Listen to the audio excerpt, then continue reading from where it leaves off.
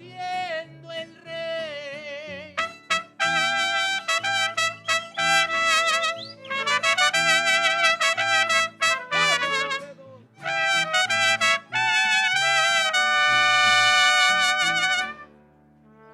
Una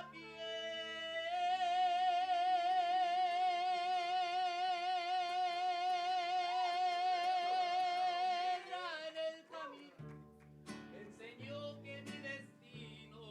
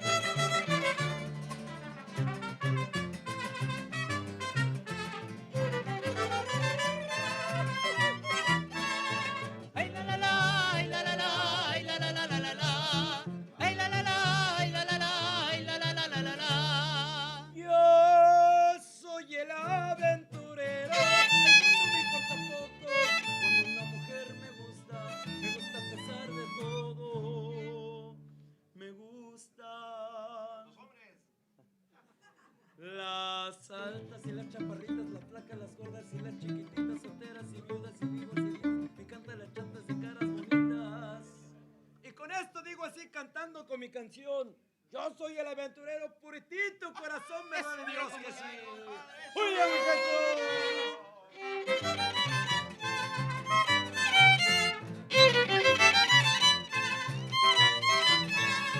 Ay la la la, ay la la la, ay la la la la la la. Ay la la la, ay la la la, ay la la la la la la. El mundo me importa poco, hago de mí lo que quiero. Soy un rabo buen amigo, vacilador más sincero. Yo juego con Barbies. Yo juego baraja y sé parrandear, lo mismo les tomo tequila, mezcal. Yo le entro poquito también al champán, lo mismo les bailo gitano que un vals, lo mismo jarabe que muchacha. Y hasta lo que no han inventado, compadre. Yo soy el aventurero y a mi suegra le respondo. ¿Qué cosa? Bruja. Ah, no es cierto. Que si me traen a sus amigas que me las cuiden porque no respondo.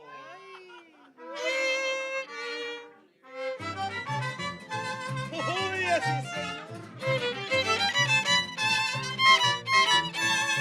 Ay la la la, ay la la la, ay la la la la la la. Ay la la la, ay la la la, ay la la la la la la. Yo soy el aventurero, el mundo me importa poco. Cuando una mujer me gusta a pesar de todo. Me gustan ¿Cómo, compadre? los de traje. Ay. Me gustan los que graban.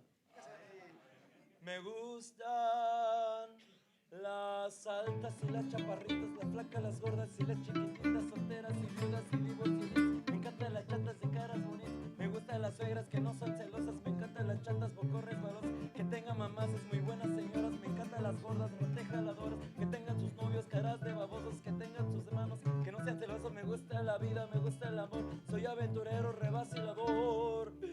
¿Se me fue el aire, compadre? Y por eso tengo el alma de trovador y bohemio. Yo soy el aventurero. Buenas tardes y allá nos vemos.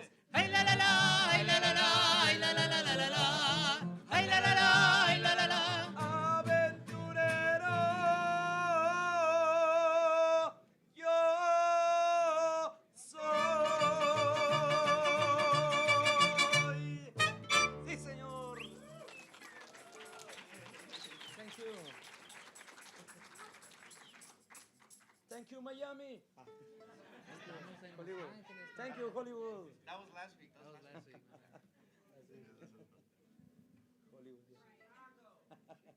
Thank you, Chicago.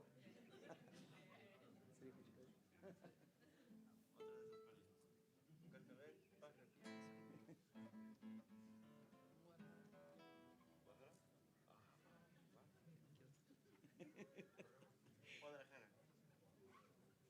Con Belín. No, sin escala. 3, 4.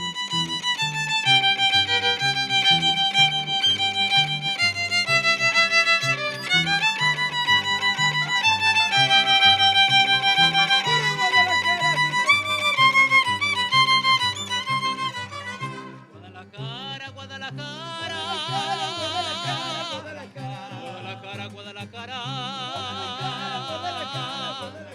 Tienes el alma de provinciana, hueles a limpia rosa temprana. La verde cara fresca del río, son mil palomas tu caserío. Guadalajara, Guadalajara, hueles a pura tierra mojada.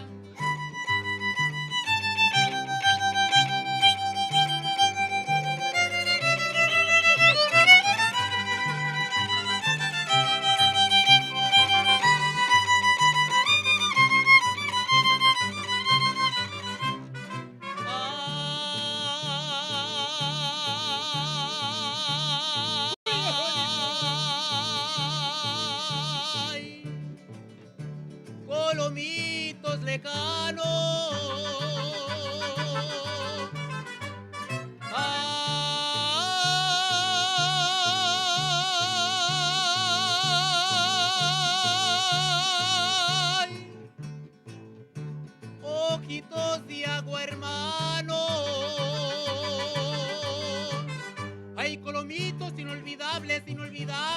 las tardes en que la lluvia desde la loma irnos hacía hasta Zapopan.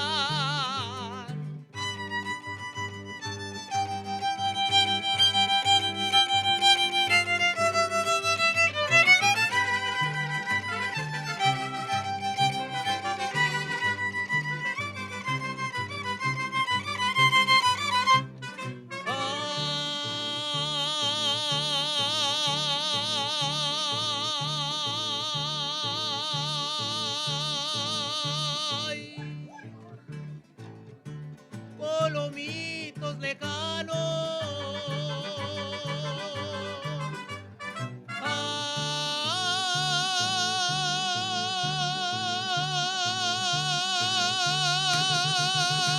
ay,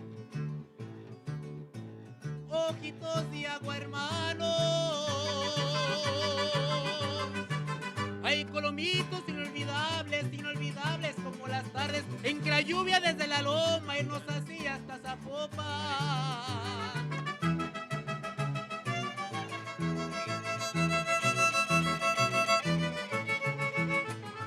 Ay, ay, ay, ay, ay, ay, Guadalajara.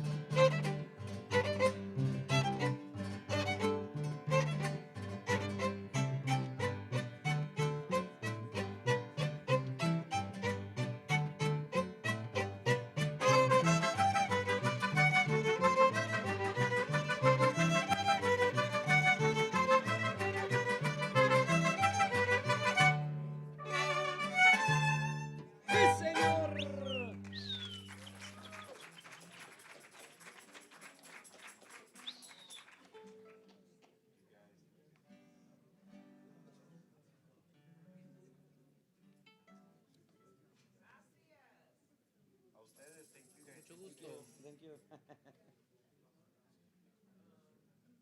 Una línea. Mujeres.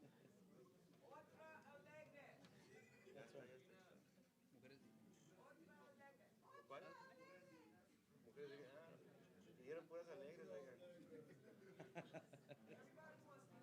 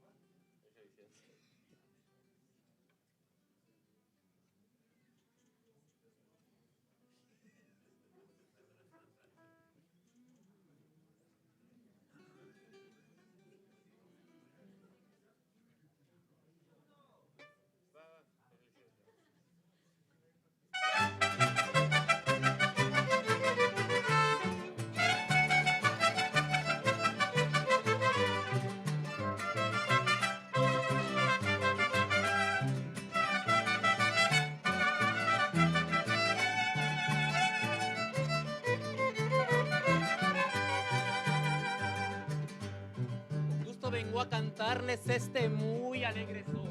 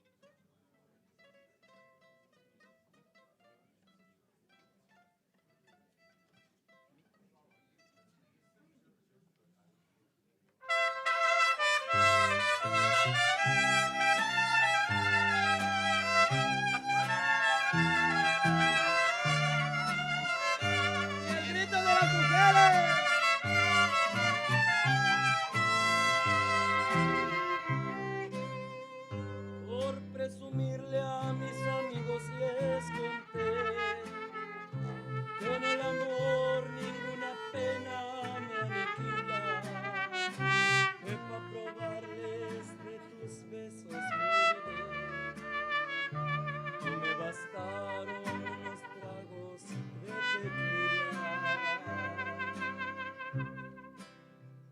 Les platiqué que me encontré con otro amor y que en sus brazos fui dejando de quererte, que te aborrezco desde el día de tu traición y que hay momentos que he deseado hasta tu muerte. Acá entre nos,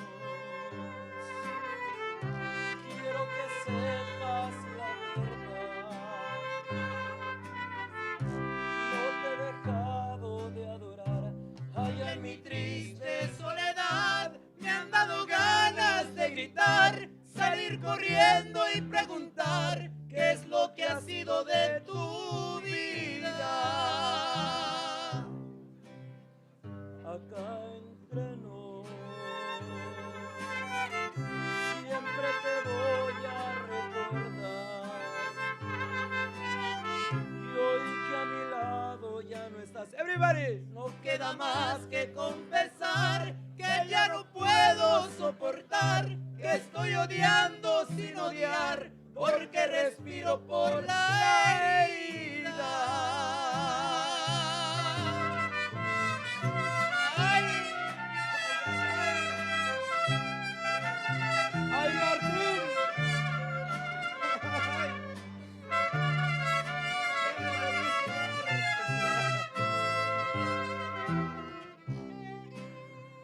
Acá entre nos, quiero que sepas la verdad. No te he dejado de adorar. Allá en mi triste soledad me han dado ganas de gritar, salir corriendo y preguntar qué es lo que ha sido de tu vida. Acá entre nos, siempre te voy a recordar. Y hoy que a mi lado ya no estás, no queda más que confesar que ya no puedo soportar, que estoy odiando sin odiar, porque respiro por la herida.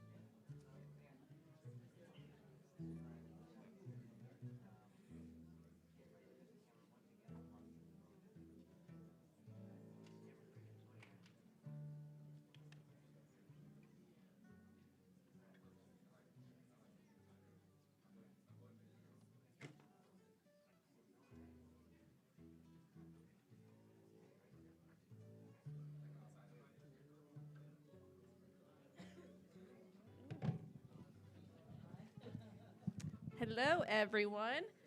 Welcome to the launch of the Industry Connection. Thank you guys so much for joining us. You guys all look amazing. Give a clap for yourself. Thank you. So I'm Jen DeLeon. I have been a media... I love you too. I've been a media personality in the music industry for over a decade, and I'm also an in-game host for the Dodgers. So if you're ever at a game, come say hi. Go Dodgers. I'm very excited to welcome the man who's responsible for bringing us all here together tonight, Roberto Barron. He specializes in the production of events. Oh yeah, clap for him now, but man, I didn't even know his full story, so we're gonna go through this whole thing, but very quickly. Roberto Barron specializes in the production of events that are cutting edge, sophisticated, and innovative. He has collaborated with everyone from Elton John, Will Smith, Lil Wayne, Ozuna, and he contributed to the production of the first Latin AMA's music panel with Santa Cruz PR in 2018, which was held in honor of Telemundo's upcoming Latin American Music Awards.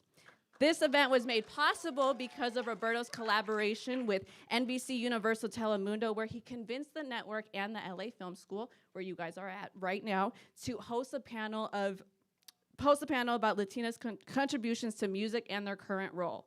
The panel consisted of today's popular Latinas, such as Becky G, Rosalyn Sanchez, Leslie Grace, and more.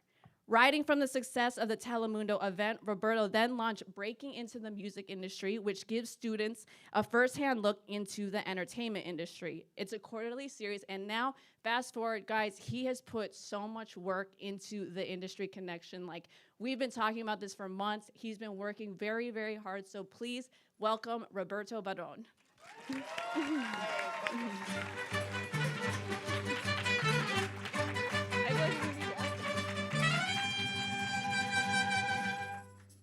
I'm gonna keep this short, very short.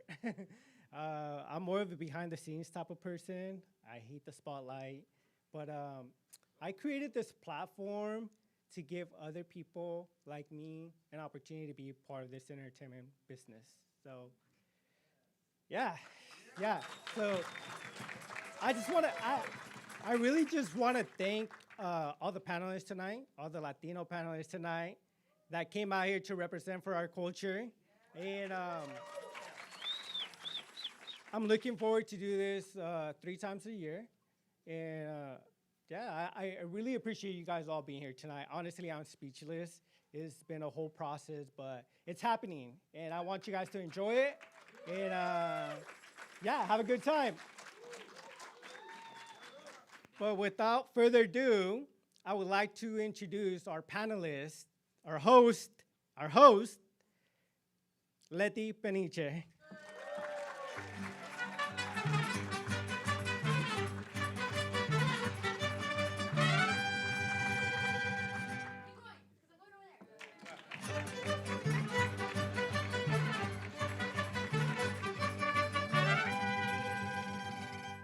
What's up, you guys?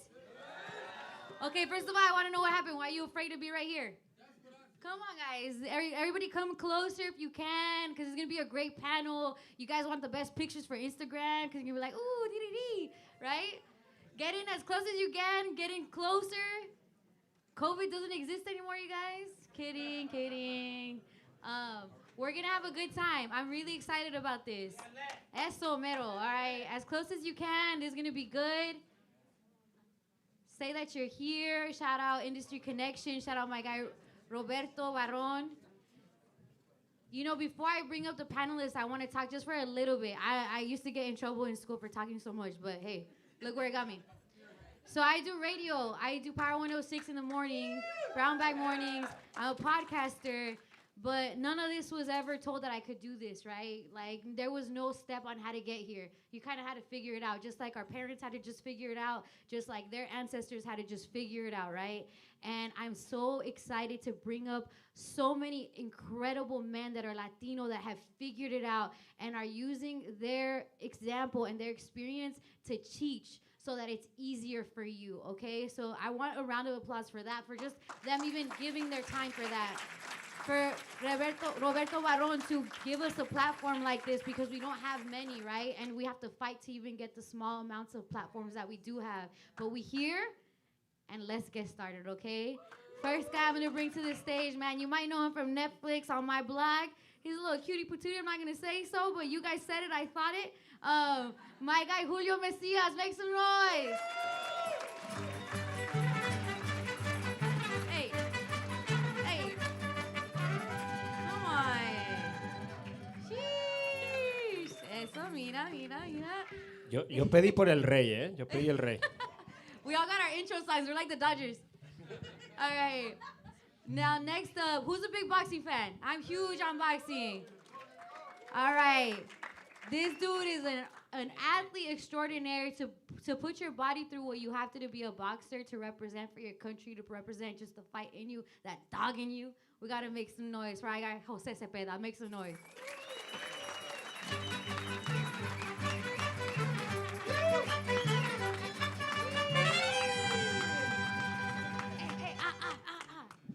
What's up, everyone?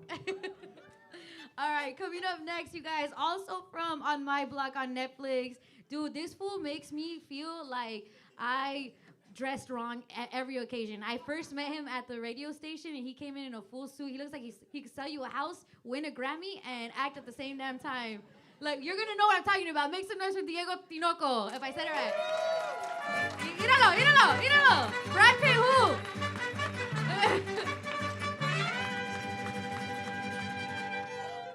Thank you, guys.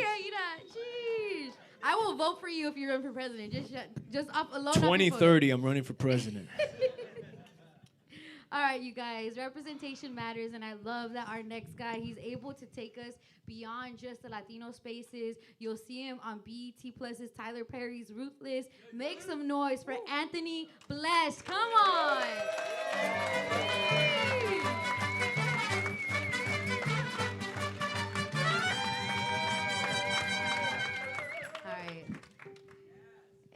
What up, y'all? Thank you. They're dressed so nice, huh? Jeez, let's keep it going, though. You know what I love? I love that when we're able to actually meet people we've grown up on, that we know as a true legend. If I had the time to list out all the stuff this next man has been a part of, it'd be a podcast, and you would have to listen for an hour to hear it. But I want you guys to make some noise. It's an honor to be in his presence. Emilio Rivera. Come on, legend. Come on.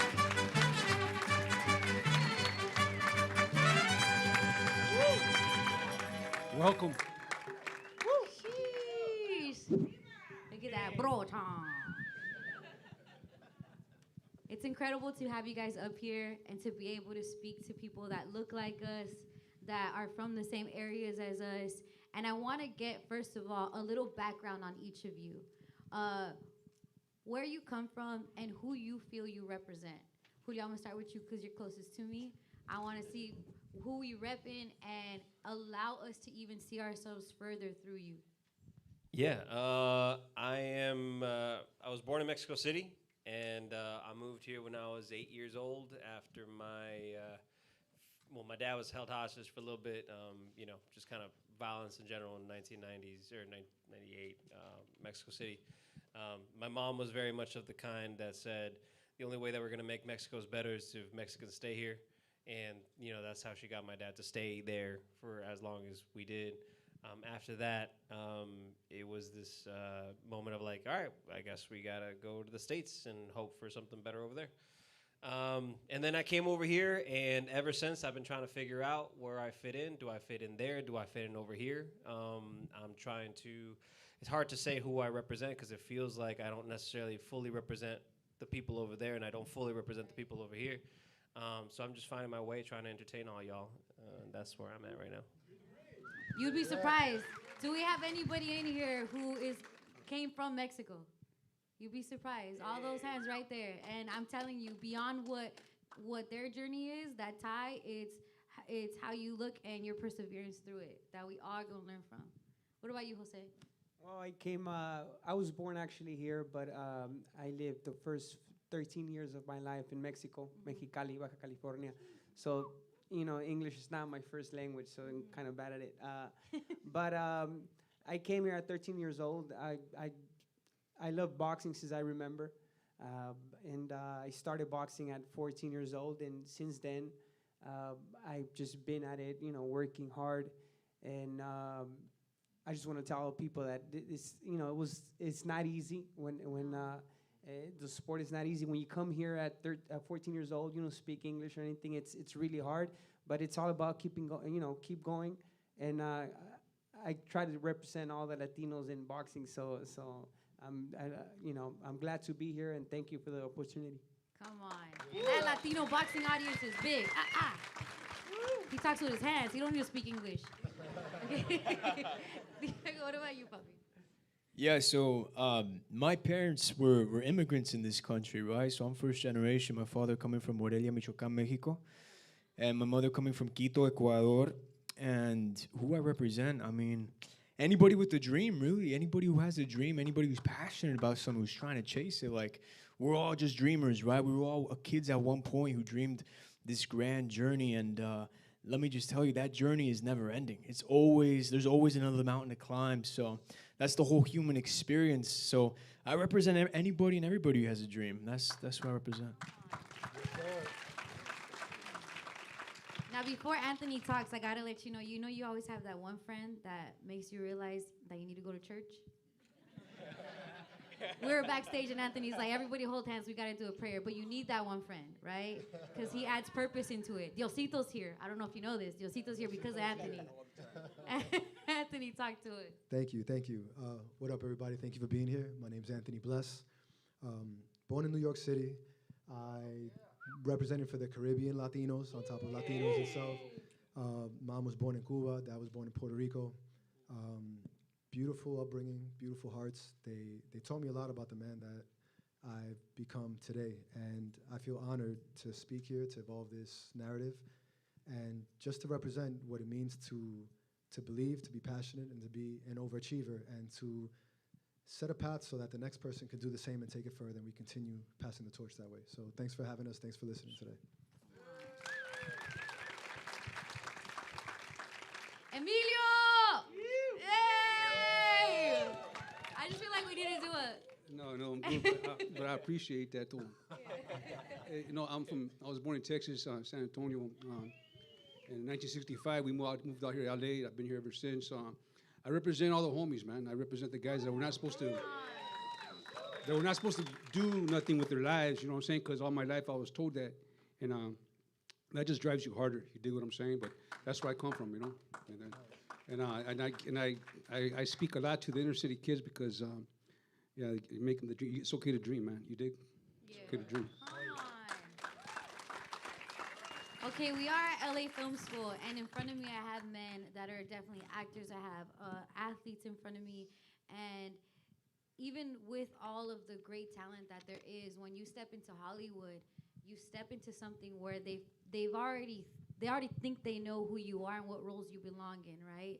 They know that you're supposed to play a certain role. I want to know about your guys' journey as actors in maneuvering who you are, because as much as it is a stereotype, there's also who we are. Look, I love being, like, I always wanted to be like that spicy Latina. I love it. I'll own it, right? But I don't want to just be defined by it. So how do you stop yourself from being defined by a certain angle of who you are? And Jose, I know you're a boxer, so even in that Mexican style of boxing, the Mexican boxer, we have as much as it's representation, there's also battles that we're up against, you know? You gotta make it in America in boxing, because that's kind of where everybody's eyes are on. So how do you guys navigate people trying to typecast you a certain way, owning it, but also defining who you are? Anyone can answer. Can I say something real quick, because it's fresh in my mind, because I get this question a lot, you dig? When I first got in, I was young and good looking like Diego, you know what I'm talking about? and they wanted, and I came in looking like this, and then my agent and my casting directors, they wanted me to shave and let my hair grow out. They wanted me to be the next Jimmy Smith, the next A. Martinez, And I respect the careers and I love the careers, And I did that, and I worked, man, but I didn't like it. After this 8th year, I said, you know what? They're already there. We already have Jimmy Smith, A. Martinez. Let me be Emilio Rivera. Let me be me. There's only one me. You dig? And it worked out. It worked out. You dig what I'm saying? And I played. Don't get me wrong. I've done like 190 projects already over the years, and I played the good guy 40 times, but I don't even remember that character because I didn't have to. I was just playing me, being give me some lines. But when I get to play these other guys, I get to go deep, man. I get to go dark, and that's more fun. I get to get killed. I've died 28 times on screen. How good is that, right? But I'm still here. You know what I'm saying? So, you know what? If they're going to type, be lucky you're a type. It'll get you in the door. You know what I'm saying? So just get in there and do the best you can, I love that. Yeah, there's this book that I'm reading right now, Orgullo Preto, and it talks about castability, at least in Mexico, and how they cast darker skinned and indigenous people in certain roles in Mexico as like the Serbian, and here in and the whiter Mexican as and it exists here in the United States as well, obviously, but in Mexico would be cast in another way, but then here I've always been cast in something that has unfortunately a little bit of a negative light, right? They put some sort of spin on it. And like Emilio said, honestly, those are interesting characters. But what you got to be able to compartmentalize and put apart is saying, "Hey, I want to cast myself as Jafar. I don't want you to cast me as Jafar. I want to play the complex character that needs to make choices that aren't available to everybody else for circumstances that were presented through society, not by just how you were born." Like Emilio said, for the time being, hold that, put that aside, play those characters to the best of your ability, and then those other opportunities are going to start opening up because they're going to see your worth, your talent. But if you don't open that door, you're not in the room. Yeah. Yeah, I want to add on to that because it's not even so much just in like our professions of acting, of music, of boxing. It's kind of like in life too, right? You got to kind of accept the circumstances that have been given, like the cards that you've been dealt in life, and from there you got to play that hand, right? So my first role was playing L.A. The city Free Ridge was based on Compton, playing an L.A. kid. And it was a great role. Would have I picked it as my first role? Sure, it was a great role. But I certainly want to break into different, bigger, better roles that show, la cultura, my people in different light, right? My last film, thank you. The last film I did was I was playing a police officer, and I called my agent, and I was like, damn, man, isn't it crazy? Like, I went from the streets to now patrolling the streets. and I was like, this is cool. And it's really a matter of accepting the step that you're on, but also understanding like that step ain't permanent, right? It's not the step, it's just a step, but we're climbing the stairs, we're climbing the ladder. And I think a lot of times, I know myself at least, I kind of get caught up on, damn, I should be doing this, or I should be feeling this way, or I should have this. But it's like, no. Let me see what I got going on right now, and what can I create with that? Whether it's my life with my loved ones, whether it's my relationship with my girlfriend, my family, my brothers, my career. You got to accept where you're at, and from there, te tienes que poner pilas. And you got to be like, all right, how am I going to get out of this situation? How am I going to grow from this situation? So, yeah, to me, it's all about what you do with the hand that you're dealt in life, with your work and with your own personal life, too,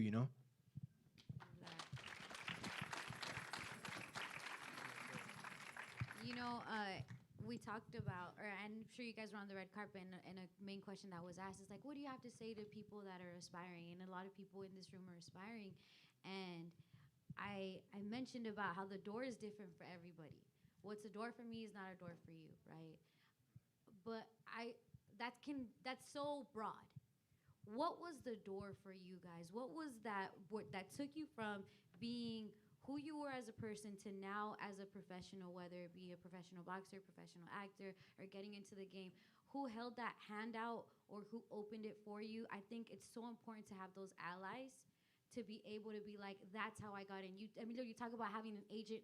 How did you even find an agent to begin with? Like, where was that, I was addicted to heroin and cocaine. I was an intravenous heroin addict, and did that for 11 years, and I was, running the streets. I was a gang member and all that stuff, and I got clean and sober, right? And so I used to always be, I I always had to see a psychiatrist to stay out of prison because I used to fight a lot, and so the last, when I got clean, I was seeing a psychiatrist this time, and he said, what made you happiest in your life, and I was always a great athlete. I say great, I mean great, I always had the strike, I struck out the guy, hit home runs when I needed to. I always had those moments. Yeah.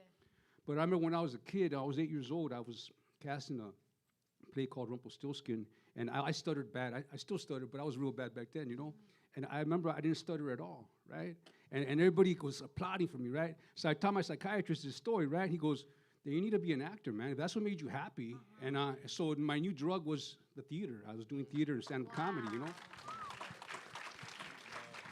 And it just worked out, So then my other mentor, he said, you got to start saying, back then you had to send out your headshots and stuff, So I sent out 50 headshots. I got 13 calls.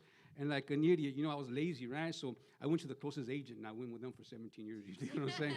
That was close to my house. But what it was, man, is that, these guys were, it's just like me and Danny Trejo were like the real guys from the street, and we ran with the business, So it was good. It just worked out at the perfect timing, It's just God's way, God's way, for sure. What about you, Anthony? What was that door for you, and who helped you open it? I'll definitely say it started with faith. Faith segued into self-belief. Self-belief leads you into self-care. Self-care turns into process. And then those things, creating a foundation, allow you then to go after the thing that you're most passionate about. I'm sure everybody up here, whether it's boxing, acting, even that upbringing, like when you overcome adversities like that, I mean, for me, New York City taught me a lot. The speed of that city is ruthless, no pun intended. The speed of that city is fast, it's harsh, it teaches you a lot. And you take those lessons with you and you carry them in. Like right now, my wife is a big part of my daily process. Meditation, thank you, yeah. Love is important. Being grounded, having a foundation is important. And having a routine, man, like grounding myself with meditation, aligning myself with gratitude, my martial arts practice, my belief in self, honoring what my parents did to even get over to this country, to then even give me half the opportunity that I have right now. Like, even in just talking with you right now, the little bit that I spoke on that fills me with so much drive and so much passion and so much want to, like, represent, man. Like, we're up here. I'm sure this is part of the dream, and I'm sure we have a lot more still to go, but we get to open up a pathway for people and represent a culture that's hella underrepresented. Yeah. Like, we're 25% of all the box office ticket sales in TV and film. Yep. We're the consumer. We are $31 trillion a year in consumer power. We're so overrepresented in essential service jobs. You guys saw that. It's not like nobody was absent for COVID. Yet, when it comes to entertainment, we're so underrepresented. We're kind of invisible. How is that possible? How is it we do so much to profit this world and to make this world run, yet we don't have a fair representation? And, I mean, I remember for 8 years, I had my hair long because all I could do was cartel jobs. All I could do was cartel gigs for TV. I couldn't cut my hair because they didn't want to see like a clean, pretty guy. They needed to see, oh yeah, I'm the guy that's selling coke to this guy. I'm the guy that's dealing this. I'm the guy that's gonna fight. Thankfully, I knew how to fight, but like so we're here to further the narrative. And yeah, I'll get right back to it. Faith, self-belief, self-love, and process, man. It'll do so much for you in whatever line of work you're in. Diego, talk to me. What was that door for you, and who helped you open it? Yeah, so adding on to what you said, that was beautiful, the self-belief, the process. It really does open up the door. I think that's ultimately what starts the momentum, right? For myself, it was definitely that first move that I took to Los Angeles. I moved out to LA at 18 years old with nothing but a dream. I had some money saved up from a job I had with my dad. But it's crazy when you're on the journey. You're really by yourself. It's almost like you sort of break down that door by yourself for yourself, right? Sure, there's some help, but the moment that's very pivotal for me that I clearly remember, I had an audition for this untitled Netflix series. I had no idea what it was, who it was with, who was going to be cast in it, and I remember getting that audition on a Thursday night. And it was for Friday morning, and I remember saying, you know what, man, like, I've been out here, I've been auditioning, I've done like 60, 70, 100 auditions, and I keep getting told no. Like, I'm tired of this. I just want to enjoy one Friday night with my friends and just hang out. I don't want to go to this audition. And, you know, I was like about to go out to dinner with my buds. And I just remember seeing myself in the mirror and saying, you know what, this ain't who I am. This ain't who I want to be. I came out here with a mission, and I'm only doing myself a disservice if I don't show up for that mission, if I don't show up for that dream. So I remember I called up my buddies. I was like, hey, bro, I'm not going to go out tonight. Catch me Saturday, you know, after I get done with work. But I got to study. I got to stay home. I got to study. I got to show up for my dream. And, you know, those 3 hours that I spent studying, it literally changed my entire life. I mean, I showed up to the audition prepped. I didn't think anything of it. You know, I showed up, delivered my work, I left it on the table, and 2 weeks later, I get a call. Hey, you're going to be doing a chemistry read for the Netflix executives. We need you here in a week. And I was like, this is it. This is the door, right? Once you get your foot in the door, it's up to you to not mess it up. You know, God can only do so much. He does a lot for us, right? But he also provides us the strength to really take matters into our own hands. And from there, it's a matter of you better take it into your own hands and you better create something there. And then that's where I met Julio in the chem read. Hey, and there was chemistry. Jose, I want to talk to you because being a boxer, it's low-key like a spectacle. You put your body through everything. It's high risk, high reward being a boxer, you know? You were in your teens when you were like, all right, this is what I'm going to do. What led you to pursue that, you know? What I've learned being a journalist in boxing is that every boxer has a story, and those stories aren't pretty, you know? Those stories come with struggle, and already our community has a lot of struggle. So what allowed you to be able to be in that space and succeed in that space, Zepeda? For me, I guess I could say that for me, success was my family. I started professional when I was 20 years old. I was 20 and 0 at one particular time, and when I got the first opportunity for the world title, I had a really bad accident, a shoulder injury in the second round. It was all bad.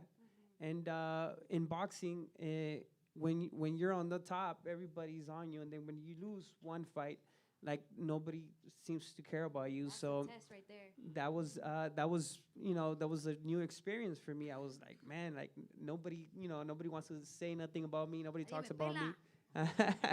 So I was ready to quit. To be honest, I was ready to quit. Many times I told my brother, who's here, and my brother was the one that said, you know, you have the talent. Why do you want to quit? You have everything that, you know, you're already here, you're already 20 and 1, and why do you want to quit?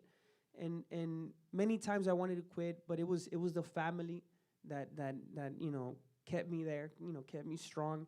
And after that, I was able to, you know, I got a good rush of fights, and I was able to conquer the WBC silver title and the WBO title. So it was I think what I could tell you in my experience is that, you know, life hits you hard, but you have to be able to keep going, you know, keep you know, stay up and keep working. And, you know, life is not easy. You know, nobody's career is easy, but you just got to keep going. That's what. Sheesh. Follow that up, Julio. I'm kidding. I can't pass.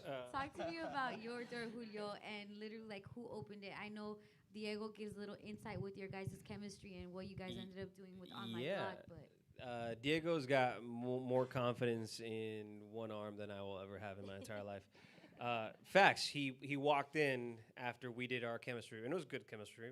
But he walked in, he was like, all right, yeah, I can go home. That's mine. Yeah. And he walked in with that confidence, and I remember being like, dude, don't say that. What are you talking about? And then like a month later, we're on set, and he's the guy. Like, it was something that I took with me, that I was like, you know, prayer and manifestation for me is something that is abstract, and I'm constantly reaching for it, right? But he knew it. You know, he walked into that room and he was like, "This is my opportunity. This is my shot. This is my role." And that's something that I take with me. What I would encourage you guys, though, you know, when I went to film school, be open to any and every position that, you know, is on set. You know, if you're a writer and you get an opportunity to be a gaffer, take it. If you're a director and someone says, "Hey, can you hold this boom?" Take it. You know. I know that everybody kind of is like, no, but like, you know, I wanted to be an actor. As soon as I, you know, finished film school, I linked up with this director, and he needed someone to help. You know, we were doing like little shorts in here and you know, stuff like that. And he's like, hey, you're really good at putting things together. Can you help me put things together? And I was like, well, it's that or nothing. So I became a producer, right? And for the first 5 years that I was out here, I wasn't going to a single audition. I was just producing music videos, and that gave me the opportunity to wrangle cables, to mic people up, to work the hazer, to you know, deal with agents. So now when I talk to my agents, I'm like, you better be nice to people. And I get it that you got to get me money, but you got to treat people with respect. So just be open to different positions, because that's, I mean, at least for me, when I walk on a set, I like being told that I know how to do my job. I like fans telling me that they like my performance, but what I love more is going to another set and having someone, you know, a caterer person or you know, someone who was working lights being like, hey, I worked with you on that show. You were awesome, man. You were so nice to us and good to us. And I was like, yeah, man, it's a collaborative effort. You know, anyone who thinks that it's like, this is my show, think about that, you know, work on that. Yeah, come on. Even Jesus had disciples, you guys. Going to church, Anthony. Literally. So I'm in music, and I just want to speak for the girls, though, because I see so many men in here, and they're talking about their doors. And you know the phrase, like, I'm my brother's keeper, but I'm also my sister's protector. And I want the men to know and be encouraged that as we go on and we have this sense of self and this sense of I gotta make it, I gotta help my people make it. There's a woman that may be unvoiced or maybe is told to sit down. My doors have all been opened by men, strong men, Black and Latino men, that were like, hey, you got something, and there was no ulterior motives with it.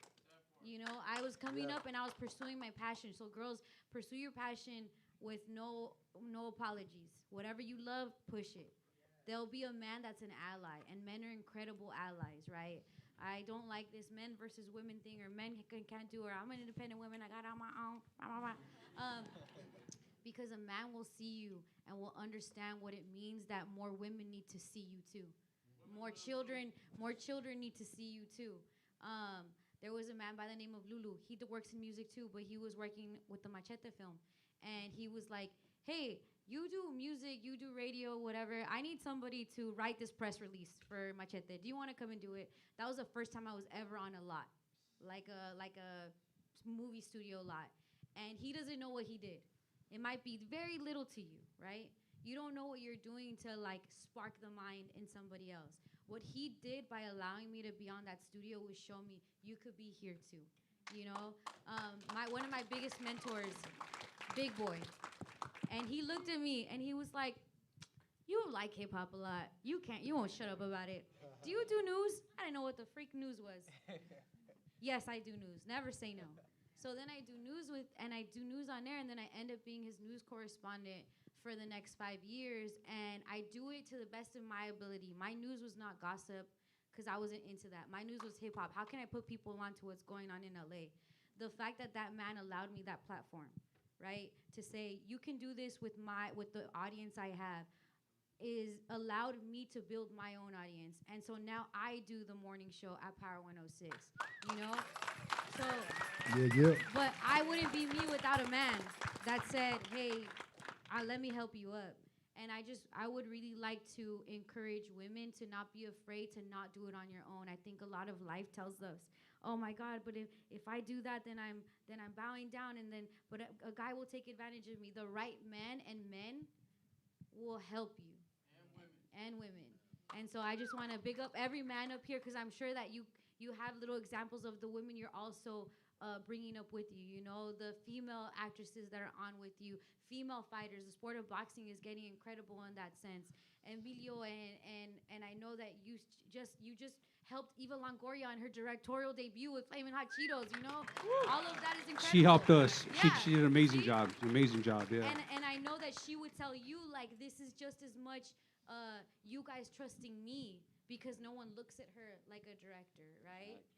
And It was like hanging out with family, though, man. It really was. I was like, when I got the job, I didn't know what to expect. You dig? And especially her first gig, and you know what, man? It was like family, you know. And she would say, "What's your take on the scene?" Now that's a sign of a good director. What's your take on the scene to the actor, you know? And I knew it was gonna be good, man. You know.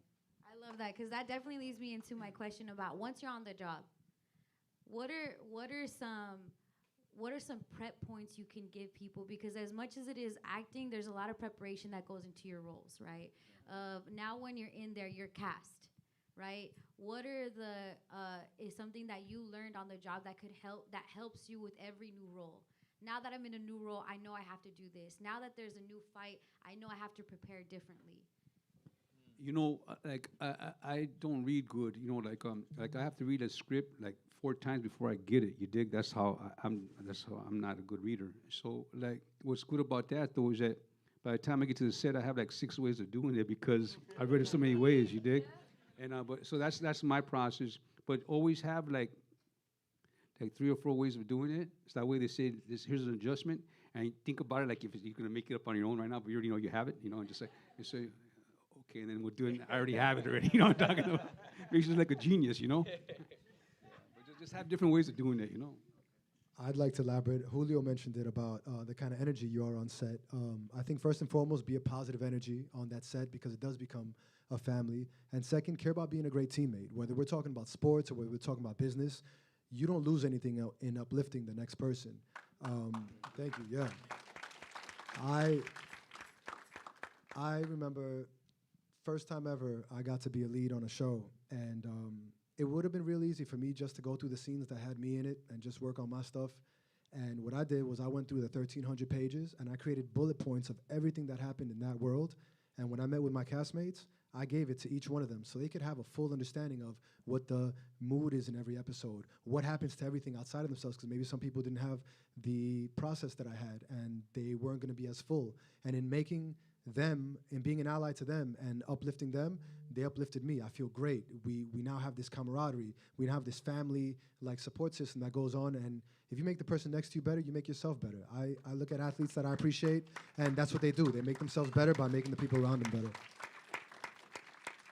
Can I say something real quick while you're on that real quick? Just because I got to say this, man, you know, because I got my first gig in 1992, right? And the first gig I got, man, was a big gig, you know? It was a guest starring role with Lorenzo Lamas on Renegade. So I had this huge trailer, right? I had this huge trailer, and I'm thinking, wow, what a trip, right? And so I'm on my stoop smoking. I smoked a lot back then. I was smoking a cigarette, and this background guy. Now, you got to understand, I come from the theater. I don't know anything about what's going on. I know I got the audition. I got the gig, right? And this guy comes up, he's Rasta in San Diego, and he goes, oh, wow, bro, this is you. And I go, yeah, bro, and I'm smoking a cigarette. He goes, how'd you do it, bro? So I started breaking down how I got here, right? And then all of a sudden, the guy that was guest starring with me, he was sitting next door. He comes out, he goes, let's take a walk, bro. So, okay, you know, so we take a walk, and he goes, fucking extras want to talk to us. That's what he said, right? I didn't understand. I didn't understand because nobody teaches us in school, right? I know there's a hierarchy, right?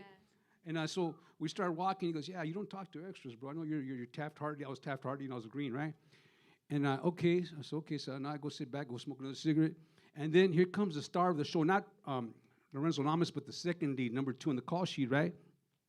Branscombe Richmond, who I was a fan of already. And he walks in, man, and I just got this lesson from this guy that we don't talk to extras, right? And this guy comes in, the girl that was, cleaning the honey while she was sweeping, right? And he goes, and she hugs him. He hugs her, right? He goes, give me your dustpan. And he got the dustpan, he got down, and he picked up the mess with her, right? And I saw that, and I said, that's who I'm going to be. And I've been ever since. You dig what I'm saying? I don't give a fuck what you do, bro.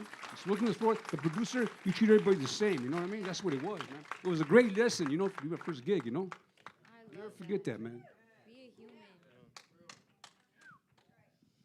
What about you, Diego?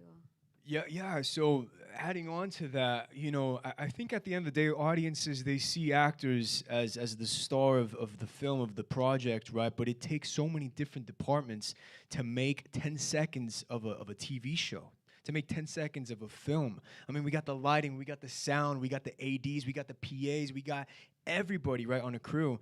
And sure, at the end of the day, we're behind the camera, we're in front of the camera, but the people behind the camera, they are working their ass off to make the actors look good, right? It's a collaborative experience, and that's one of the most beautiful things about it. For myself, acting is like going to summer camp, right, with your best friends. You go in kind of not knowing anybody, and at the end of it, you walk away with the family, and it's one of the most beautiful things ever, right?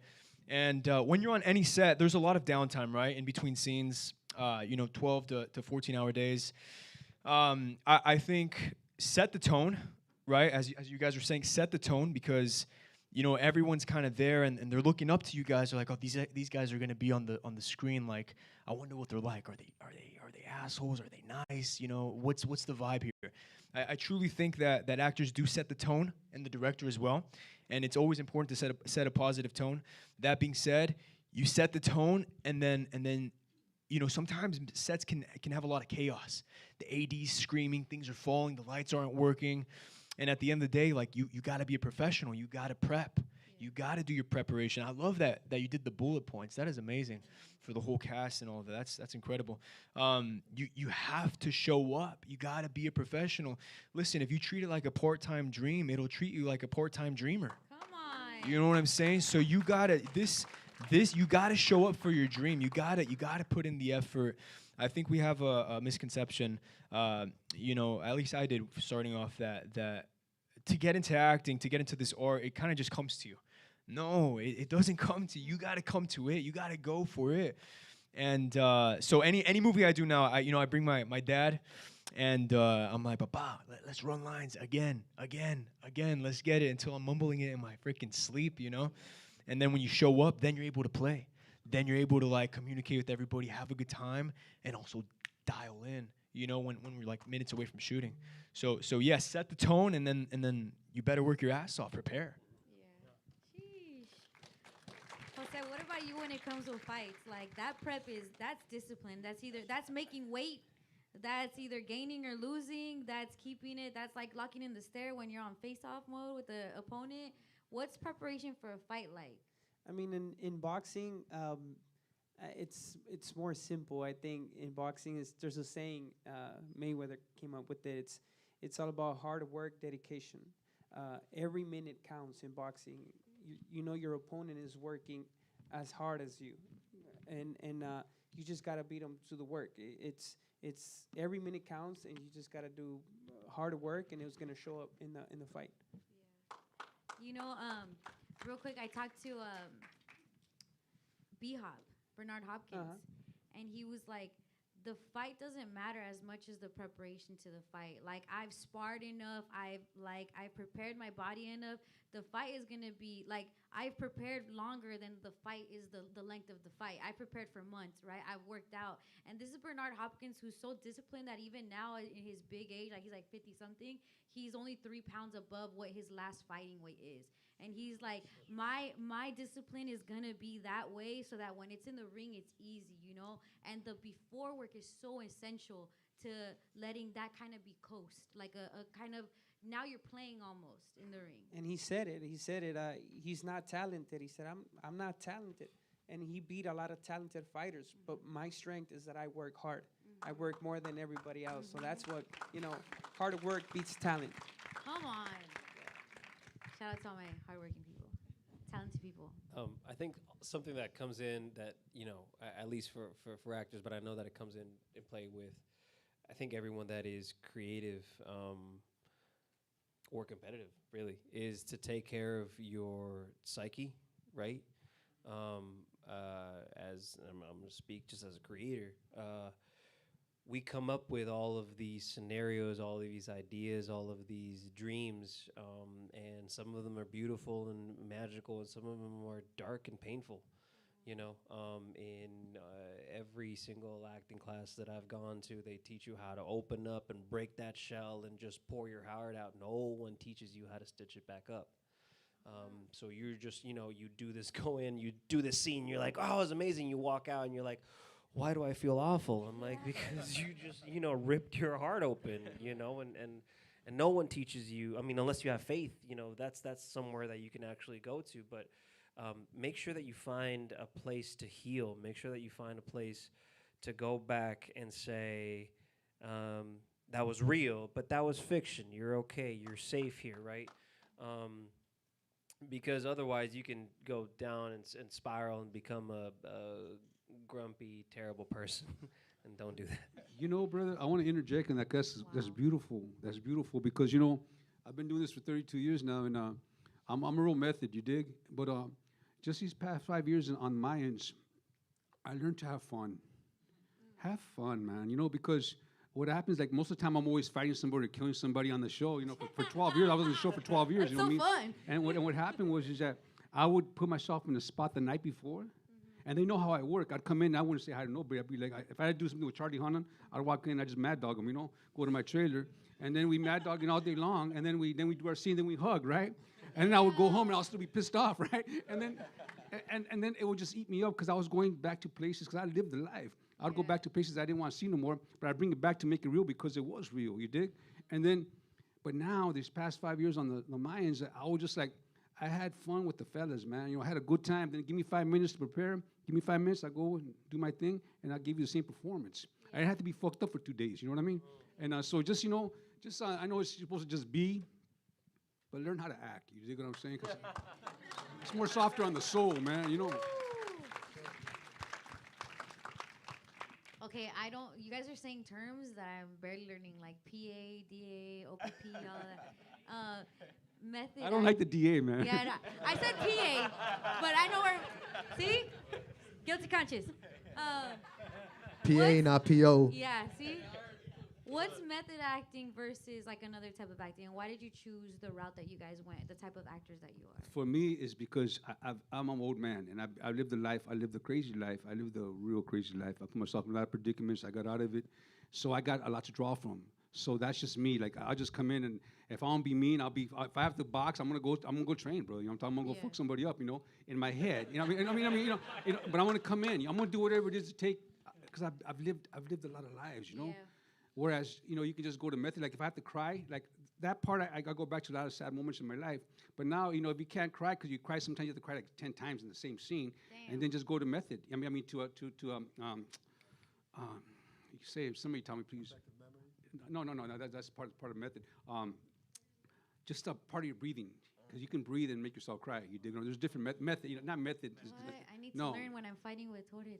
You know, make myself but cry. sometimes you have to cry a lot. And all of a sudden, you don't have no more. So just go to like the breathing exercise, and that'll work for you. Technique. There you go. To go with technique. You know what I'm saying? There's different ways of acting. You know. Yeah. He's speaking on something that's really important. Because first off, if you're that passionate, you should, like we were talking about, care about the craft that much, and also care about, like he said, just be responsibly. However dark that path is on whatever character you're portraying, whatever circumstance in life you are embodying, you got to be able to be so in charge of your craft, the same way a boxer knows how to pull back that punch right before and not hurt the person he's sparring with or whatnot. You got to be so in charge of your craft that you can disconnect healthily, that you could tap right in, like he said, having fun, and you know that experience lives within you. You know, if I show you pictures of me when I was a kid, you ain't gonna recognize the kid with the cornrows and the golds and all the street fights and all the wild shit that music industry put me into. You know, especially being Latino in a place where it was all a black community. They didn't want to see me winning battles. They didn't want to see me winning competitions. You know, and I was mad. I didn't have my dad. I didn't know how to deal with those emotions. That put me even further. I'm like, I don't care. This is what I'm passionate about. I don't care how dangerous the circumstance was. And I do roles now, and it's like, I was talking with my love the other day. It was a scene where I'm in a freezer, I'm tortured. I'm in the darkest, most demonic part of this character's life. And it was so beautifully refreshing for people to tell me that I was still such a pleasure to work with on set. And as soon as they opened up that freezer and there was a cut, I would stand up, I'd smile, I'd be saying thank you to the wardrobe people that are putting a robe on me because it's 40 degrees freezing in Atlanta. And I didn't have to be this weird creep guy that has to like mess up everybody else's energy. I could tap into my work and tap right out, man, and believe that it's there and all those experiences exist. And I so work on my craft that it's like a finely sharp tool, man. I pull at it when I want and I pull back when I want. I'm not loosely out of control with it. That must be a discipline in itself, though. Because even for humans, we become what our emotion is feeling. Like it's so easy to let sadness become you that leads to depression, or understand that the sad is just what you're feeling. It might be like some kind of flag, something's up, but it shouldn't overwhelm you and become you, you know? Humans deal with that, and now you guys have to deal with that. As actors, you have to be a whole different person. How hard is it to not become that person, you know? Because sometimes it's a shitty person you got to portray. Yeah, because acting, acting has been therapy for me. Because I've been in therapy all my life, because of the courts had made me go to therapy, and it just became therapy for me. It kept me not going back to drugs. You know what I'm saying? That was my drug. You dig? But man, I just wish I was a better actor sooner. Because you're incredible, dog. No, but that's because it's all real. It's fucked up, man. I went through a lot of shit, and then not only I suffer, my family suffer. I come home and I'm in a bad mood. You dig what I'm saying? Like, what's wrong with you? Well, they know just to leave that alone. Let them go in his room and just trip out for a couple of days. You know what I mean? And it's just no good. You know what I'm saying? Now I'm just having fun now, man. I'm glad it's time.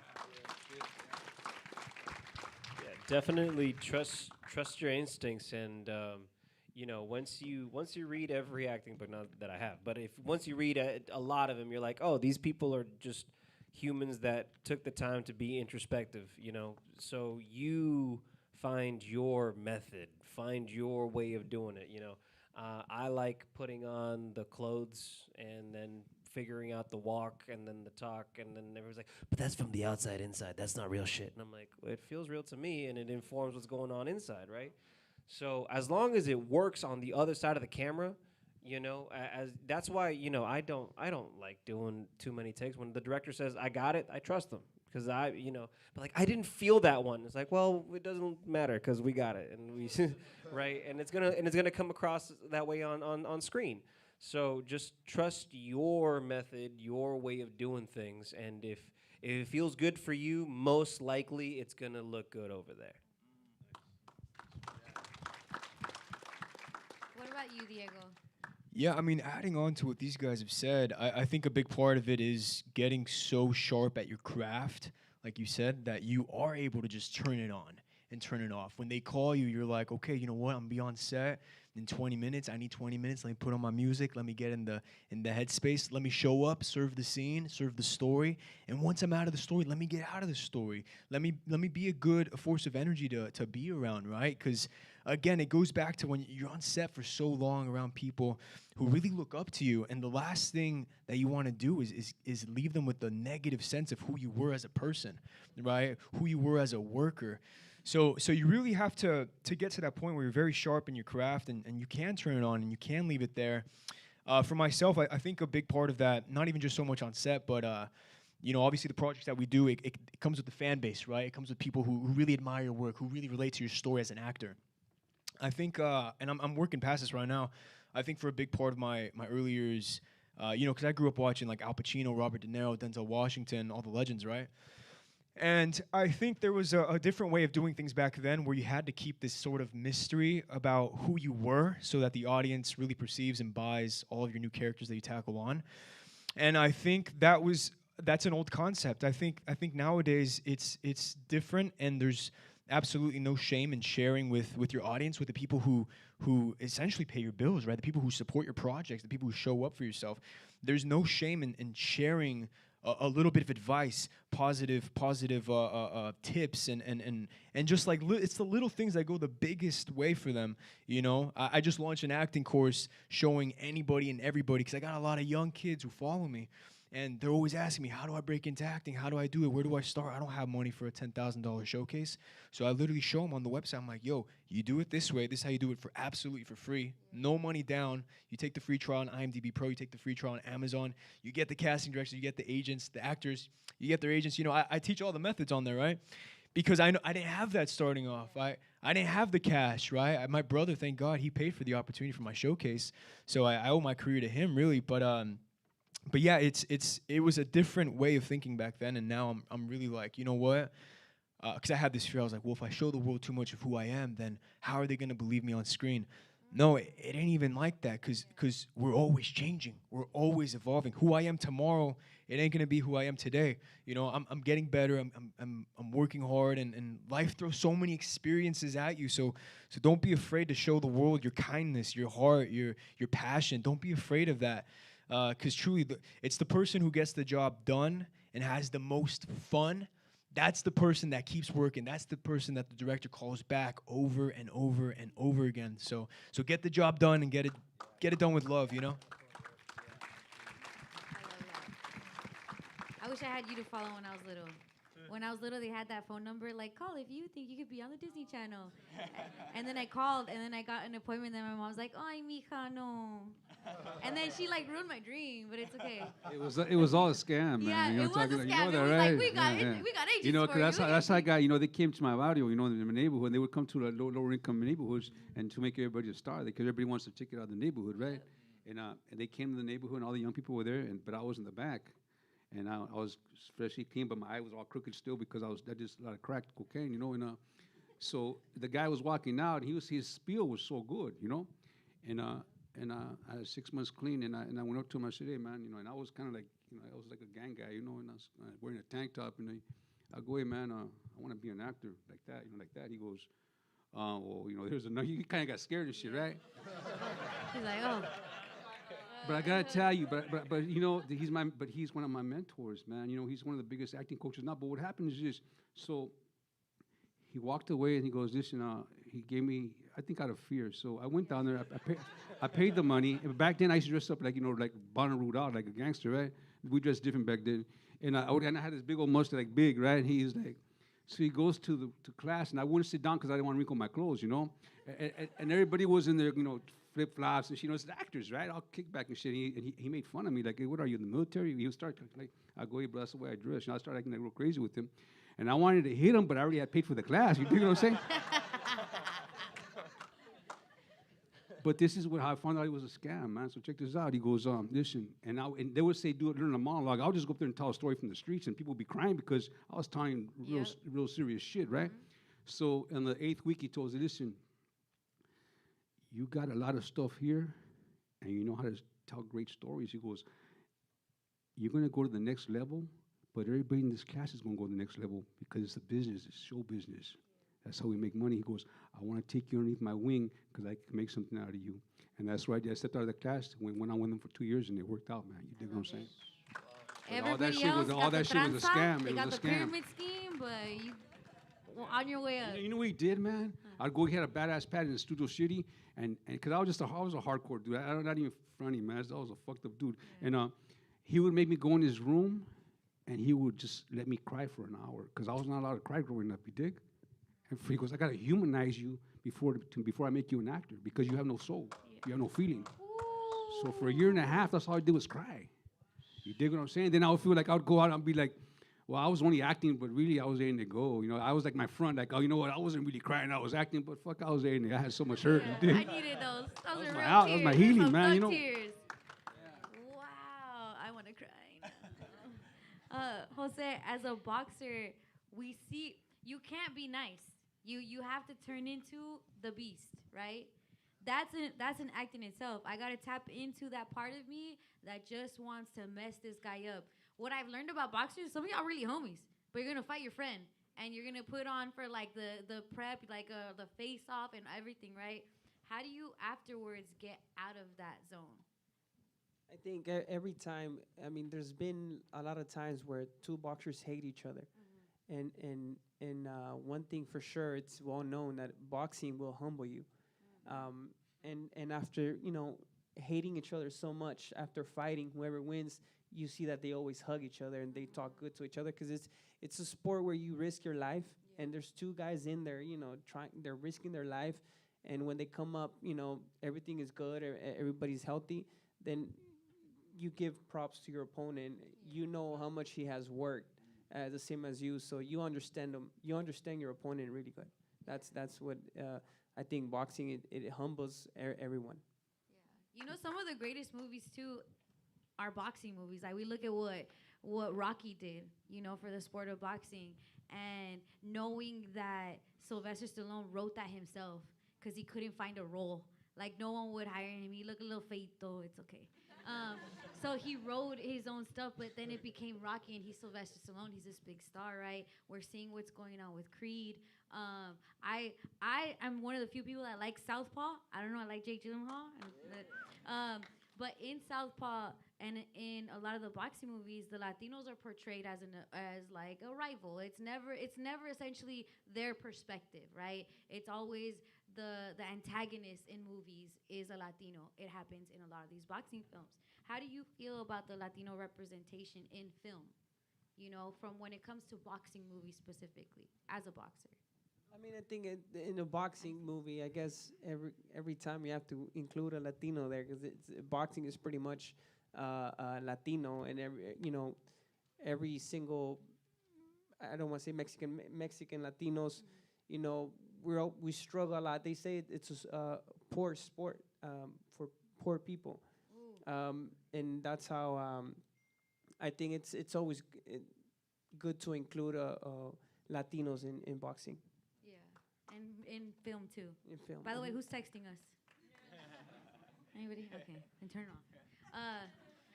Okay, I want to talk to you guys about inspiration in movie and in film and in actors and even in boxing. Who is that actor or movie that you're like, wow, that is great acting, that is great directing, or that was an incredible fight, you know? What is that like? I would say like, not necessarily the goal, but goals. Like, wow, I want to reach that type of a greatness in film. I got one. A ver, dime, Anthony. I don't know how many of you guys have seen Skyfall, but it's a beautiful example. I absolutely adore Javier Bardem's work. And talking about mastering craft, when you see this man show up, and even in the way he positions and in the subtext that he creates for these characters and what he's saying, his physical behavior, he's a man's man. He's like playing with Bond and like sexually seducing him. That lights me on fire to see that kind of work and that kind of boldness with your choices. And the fact that he's Latino. And, you know, I don't know how he hasn't won an award. I was doing a bunch of research, especially for this panel, and I realized that there hasn't been a Latino to win an award in 17 years. And there hasn't been a nomination in 6 years. I don't know too many people that work better than him, so there's something going on with us not being looked at right. Almost feels intentional. Almost what? Almost feels intentional. I work with him on Collateral with Tom Cruise. He's a great guy. Javier Bardem is a great guy, man. Love that guy. I think for myself, one of the first times that I ever rushed to a movie theater was when I'd seen this movie called Point Break, the remake, the 2015 remake, with Edgar Ramirez. And I was like, who is this dude? I mean, he talks with an accent. He looks kind of Latino. He's like light skin. I don't know. Let me do some research, right? And I looked him up, and he's from Venezuela. And and then I started really looking into his work, and he was coming out with this movie called Hands of Stone, where he plays Roberto Duran, the boxer, right? And I remember I was with my girlfriend at the time, and I remember she didn't want to go see a theater. It was like a Friday night. She was like, "What do you want to do?" And I was like, "I want to go watch Edgar Ramirez on the big screen. I want to go right now." And she's like, "Oh, just drop me off home." I was like, "All right, bet. Like, I'm gonna go to the theater. I'm gonna go watch Edgar Ramirez." And I remember I saw it when I literally watched the movie by myself, you know, and I just remember the feeling where I was like, "Yo, this could be me. Who's stopping me from doing this? Really, you know what I'm saying? I mean, this dude's doing it." And then I started really diving into the whole, Latinos in the industry, Diego Luna, Gal Garcia, Guillermo del Toro, and that really inspired me to be like, you know what, maybe I ain't too crazy. Like, maybe I do have a shot at it, right? And I was 17. And I remember for me, it was definitely those movies, Edgar Ramirez, Hands of Stone. That was a very pivotal moment for myself, and Entourage, of course. But that's it. Come on, that's just such a good show, right? There's so many people that you look up to, but for me, what really grabs my attention, growing up in Mexico City. And watching movies and things like that, now I see it so much more clearly because I am part of the conversation of inclusivity and how can we open those barriers and those bonds. When I was a kid, I didn't even think about it. I was just like, I'm gonna do that, right? It didn't matter who was on the screen. I was just like, I'm gonna do that, right? But the thing that kind of grabbed me was like, you mean people get paid to make believe? Like, that's a career, right? Like, you can make a world. And anytime that the world was, as a kid, and when I watched the world that was bigger, right? The 90s blockbusters, right? The early 2000 blockbusters, I was like, whoa, I I want to be part of that. I didn't know what I wanted to be a part of in that world, but I knew that I wanted to be part of that creative thing. And then I, started finding my way, and I was like, I think probably the best place for me to, insert myself is most likely acting, because I just, for different reasons. But what I don't necessarily like to follow one particular person's work, because then they do the same thing 4, 5, 6, 7, 8 times, and it's beautiful every time they do it. But they did that because they found their own voice, right? So what I would encourage is, what I'd like to do is just enjoy the world building, enjoy going into everything that you're creating, every story that you're writing, every frame that you're planning out on a storyboard. Make it your own, because you get the opportunity to create, and someone else, 20 years from now is going to watch your film, your whatever it is, and be like, that's awesome, that's amazing. And hopefully what you're passing on is something that we've done for literally thousands of years, which is storytelling, right? And now the new medium is, at least the current medium is film. And yeah, I get excited just by the concept of film. Yeah. I love that.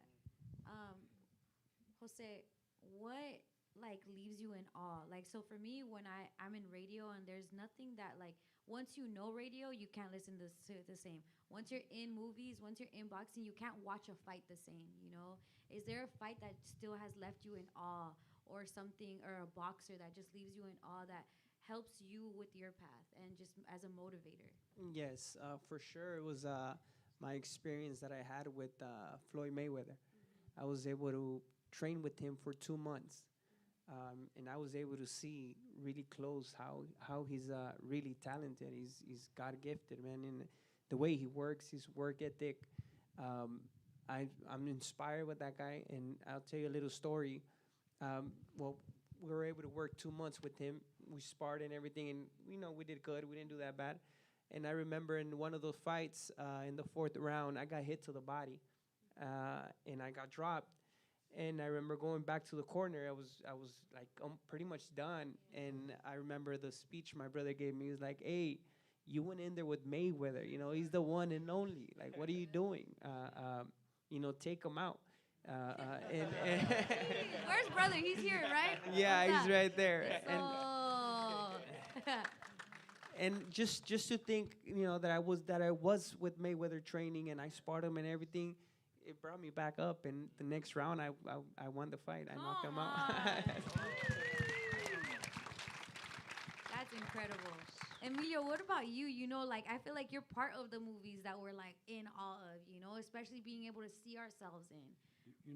My favorite movie of all time to this day is a movie called Angels with Dirty Faces, because it's 1939. It's Humphrey Bogart, James Cagney, and the Dead End Kids. Because I can only identify with the Dead End Kids because we were Dead End Kids in my block, you dig? And so we never had homeboy movies until we got older, So that was, to this day, if it comes on, I have it at home, but if it comes on, I'll check it out, man. Because, we were just the youngsters on this block, and we had the older guys that we wanted to be like, and that's their story, except they're the East Coast, we're West Coast, and I don't know, I've just been intrigued by them all the time, just the way they talked was really kind of cool, I love that, and I bet anytime you watch it, it takes you back to when you were younger watching it. Every single time. I showed it to my boy when he was 12. I go, check this out. So we sat down and we checked it out, and he dug it. You know what I'm saying? It's really cool. It's black and white, so good. It's just a great story. You got to watch it. It's good. Really good. Chris Rock, when he was coming out with the movie, the Top 5 movie, it was a few years back, 2014. He did a story. I'm not sure what magazine interviewed him, but he was like, what's crazy is that I see my community, which is the black community, and their underrepresentation and the lack of awards that they get. And he's like, but I live in Hollywood. He's like, you think we got it bad? You should check in with the Mexicans because their staff, their cleanup crew, their stage hands, their this and that, they're never in front. They're never the ones holding the camera. But I gotta tell you, on the flip side of that, it was like, man, I gotta tell you, when I got into the game, no, everybody shunned me. Like the groups that were supposed to help me, supposedly, I don't say names and shit, 'cause that's not my thing, but but That you know, fool better watch out. but you know, who made my career was the black man and the white man made my career. It's really weird, you know, like they all took a shot. You know, Spike Lee, you know, Michael Mann, you know Franklin, you know, everybody, the big ones, man, took a chance on me. You dig? And then finally, you know, I gotta tell you this fucking story, man. It's I couldn't stop working. I got blessed. I thank God every day, you know. But I couldn't stop working. And then one time, you know, there's this awards show. It's Latino Awards. I don't say nothing. But anyway, so I even had a publicist there, you know, and shit. And so then they called up and they said Emilio wants to be just a presenter, because I know I wasn't gonna get nominated for shit, right? And then they go, he wants to be a presenter at your awards show. He's working a lot. He's a well-known name, and it's back in early 2000. And they said, no, you know, we don't like the characters he plays. You can't do that. Okay, that's cool. Can he get 4 tickets on the floor with the stars? Because he's a star. And they said, no, we can give him 2 in the audience. So you dig what I'm saying? I could have called Power 106 and they would have gave me 2 in the audience. You know what I'm saying? And so then I get mad, and I said, so I get on the phone. I go, fuck you and your award. I did say that, you know. And they said, Emilio, don't let your ego get in the way. I go, it's not ego, man. It's just respect, you know. And they go, you're getting nominated for some movie I did with Ashley Judd and Morgan Freeman, right? I go, well, you know what? If I win your award, mail it to my house, because I'll never set foot on your stage, right? No. I know, right? That would have been good. That would have been good. Were you in Along Came a Spider? What was that? Was that Along Came a Spider? No, it was called High Crimes. High Ashley Crimes. Judd and Morgan Freeman and Jim Caviezel. And so then, fast forward all these years, right? So now I have a bigger name, right? So then they called up and they said, we want Emilio Rivera and Danny Trejo together because of 2 hard-ass guys in Hollywood in the front row, right, for this award show. And I said, no. I said, no, I'm good. I'll pass. And then my agent said, you know what, Emilio, the people that hated you back then probably are all dead now. Just go, you know. They're not in position anymore. Just go. And we still no. Anyway, regardless. And, you know, so it was a big argument. Anyway, we decided to go. And so it was me, my wife, and my Danny Trejo, and my agent. And, bro, they showed a 10-minute montage of everybody that's working, right? Now, you understand, I was already 5 years of Sons of Anarchy. That was a crossover show for me. Everybody knows watches Sons of Anarchy, right? I'm doing good on that show.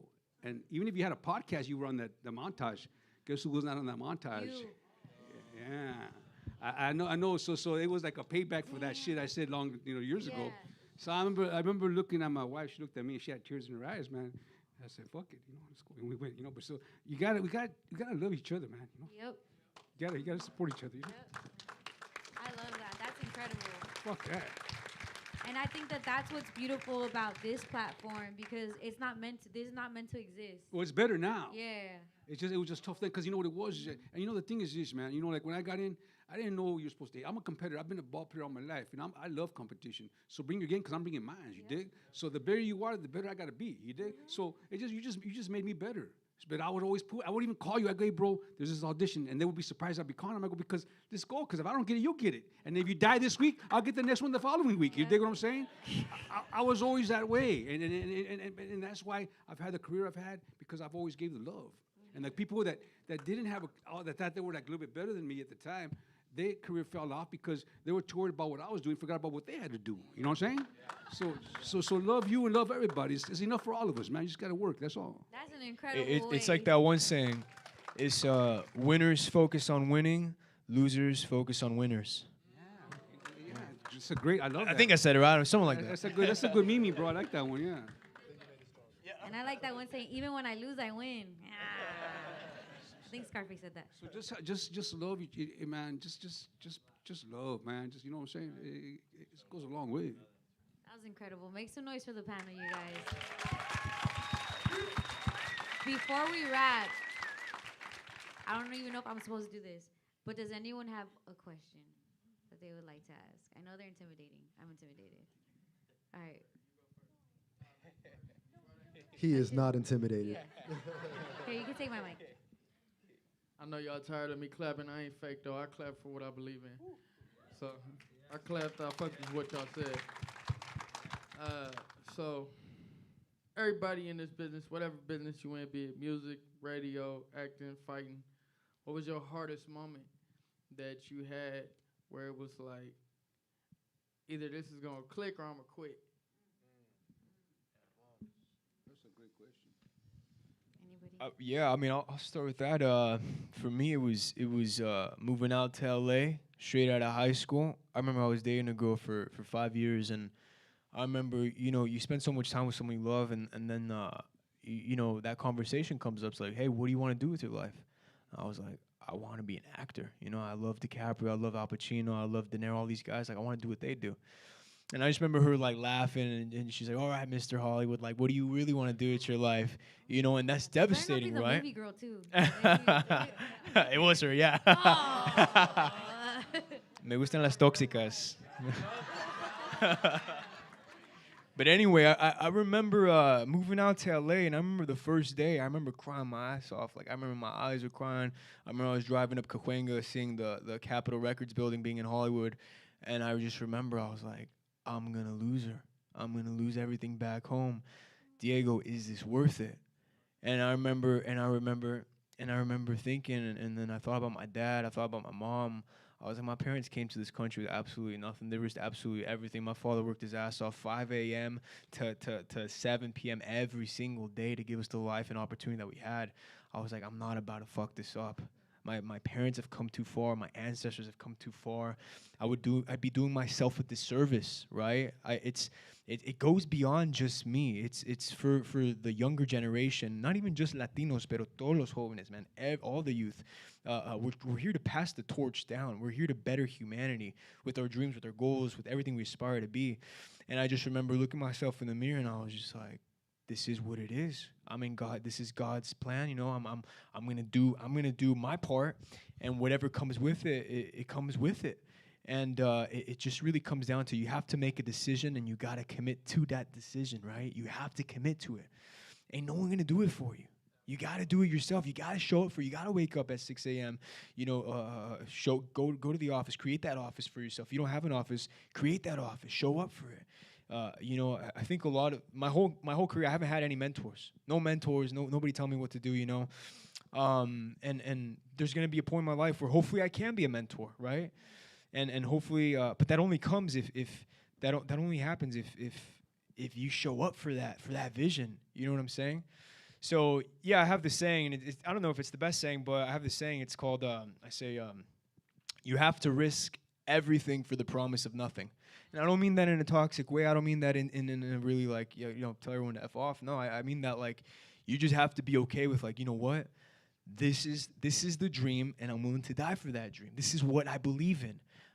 And yeah, it's always been there. It's always in the back of my head, Does anybody else want to answer the question? It was a great question. Okay. Yeah. Quitting has never been an option for me, brother, because I've been in worse spaces. You dig? And it's part of the game, man. It is. You know what? It's competition, bro. And I always loved it. Just like a boxer, you gotta just go. You know what I'm saying? Just do that. Not with you. I don't want to fight you, bro. I got the utmost respect for. I train boxing, but the reason I couldn't because I couldn't listen to rules. Like, I'm on the street, I'm gonna get you down any way I can. You know what I'm saying? Yeah. I fought a lot. But in the ring, you gotta break. What you mean? I have to stop? Yeah. No, because I'm just gonna go for what you go for what you know. You dig? Yeah. You gotta just go down. There's no rules in the street, and I was in the street for a long time. Yeah. And these guys, I tried it, and then if somebody gets me ugly, I want to just grab them, home. Yeah. So you can't do that shit. Yeah. You cannot do that. So I got utmost respect. Boxers are the baddest dudes around, man. I agree. They really are. Yeah. I agree. Anybody else, that dark moment where you thought about like quitting? Not about questions, more answers. It's okay, baby girl. This is about, okay, sorry. I was going to leave a long time ago, but I love all of you. Mr. Wife, I love you guys. Worked in projects together. But I am so inspired because this is what the youth needs to hear. Mm-hmm. And we all believe in something, right? We're all here for a reason.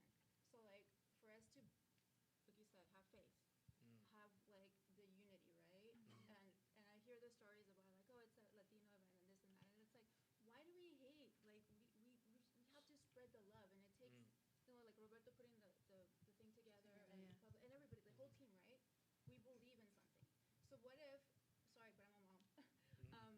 What if we manifest what we want to happen? Like, with every one of you guys coming together, you guys are so powerful, you're so inspirational. We have a platform. So what are we visualizing for the next decade or 20, 40, 50 years for our future kids? Like, all that stuff. It's amazing. What What I've do been you mentoring. I That's work with this great. group. That's a great I'm sorry. I've been mentoring for like 18 years now, and mainly inner city kids. And just recently, the past 12 years, I've been doing this thing with it's called Hispanic 100, where these kids they're very smart. They got 4.2. All these GPAs are really great, but they have no means to go to college. You dig? So I've been doing this called this golf tournament, and we've been raising like mad money. You know what I'm saying? And then what happens like I did it last month in May, and then like in 2 months we have this big gala, and we line them up, man, and we give them their money, man, to go to college, and they cry, I cry. It's beautiful. You dig what I'm saying? But it's all about giving back. You got to, man. You got to. You know what I'm saying? No, it's beautiful, man. You know. Yeah, I think a lot of it, I'm not gonna drop any names, but there was an entertainer who said like, "F that, I'm not gonna help no one out. They gotta do it themselves. Like, I ain't gonna help no one out." We have to think beyond just ourselves as la cultura. We have to think for the future generation, for the kids, para los niños. We have to think about them. We can't be so selfish. And we I think there was this misconception back in the day, like I was saying, with the old school actors, it's like, don't reveal too much of the secrets. Don't reveal too much of how you got there. It's like, F that, man. I'm going to reveal exactly how I got there, exactly what I did, so you guys don't get scammed. Because listen, when I'm 60 years old, when I'm 7 years old, when my time is done here on Earth, I'm not going to be here forever, right? So I want the next generation to outlive everything that I did, to go beyond what I built. I want them to create something for their kids, and just to like it all goes back to the same point. You got to advance your people, your race, and I mean the human race. You know what I'm saying? And we got to advance. We got to stop being selfish. We got to stop thinking about just me. Oh, my paycheck, my this. It's like how can I make a living and also benefit the world? You know what I'm saying? The kids, because they're the future of what the world's gonna be. So we really got to look out for them and put out good messages too. There's a lot of crap out there nowadays, and you just got to be careful. Yeah. Would anyone else like to answer that too? Like, what do you see for the next for our kids, the kids of our community? It's rough, man. A lot of what it is, that social media and stuff. It's just like kind of weird and shit, man. So too much, for me. I come from a different time, so it's a real strange for me. But what it is that just instill what you believe in to your kids. You know what I'm saying? I mean, let them make their choices and stuff, but but give them a choice. You know what I'm saying? Don't let them get straight this way. Show them what you got at home first. And that's what my boy. I take him when I'm not working. I take him to school every day. And I pick him up every day. And I ask him how his day was, what's bothering him today. And it's beautiful, man. And tell him about you direct. He gets a direct line. Like every day, he'll say, "Tell him a story about you growing up." That way, he has the direct hit. He don't get the what somebody watered it down or made it exaggerated it. You know what I'm saying? It's beautiful, man. I love that. You guys hold them close, man. Hold them close. They grow too quick. You know how so I'm a mom. I have 3 boys. I've been a mom my whole life. Teen mom. Shout out to the teen moms. Yeah. But I never saw that. I never saw a teen mom in position, right? So I never saw the example. But I think, like, we win and we become who we become so that other people can dream. So that someone that doesn't even know she's going to have my same path, or a young boy that doesn't know he wants to be this, will see it, and even, like, the mind sparked, That's something Tupac said. Like, I might not change the world, but I'll spark the mind of the person that does. So I think that it's so important, as we all do, besides entertainment. You are an example. We're all grown-ups, right? We're all heroes to children, but we can't be heroes to everybody until that's at home. Emilio talks about what he does for his son. That's allowing him, that example alone, a Latino man and his Latino son, what that is going to do as an example to his friend group, to the family, then to the world, to social media, right? Make sure home is good. Home is fucked up for a lot of us, First, but I gotta say, I want to say something on that. I don't know if you've seen Flaming Hot movie. I suggest you watch the movie. It's a beautiful movie. Great movie. But the thing is this, and this is everybody has their own message for that movie, but that character that I played was my father. I played my father, man, pretty much. You dig? We had the same relationship. But don't tell your kid what they're going to be. Ask them what they want to be, and then help them be that. You dig what I'm saying? Because at least in the movie, he got closure. In my life, I never got that closure. You dig what I'm saying? And this is a trip, man. Tell your kids you're fucking proud of them, man. Even if it's the littlest thing, if they're happy about it, tell them. You dig what I'm saying? My dad never told me, but guess what? When he died, I went to fucking Texas, and guess what? Every place that he hung out, He had my picture there, and all he did was talk about me, but he never told me. You dig? So tell him. That's incredible.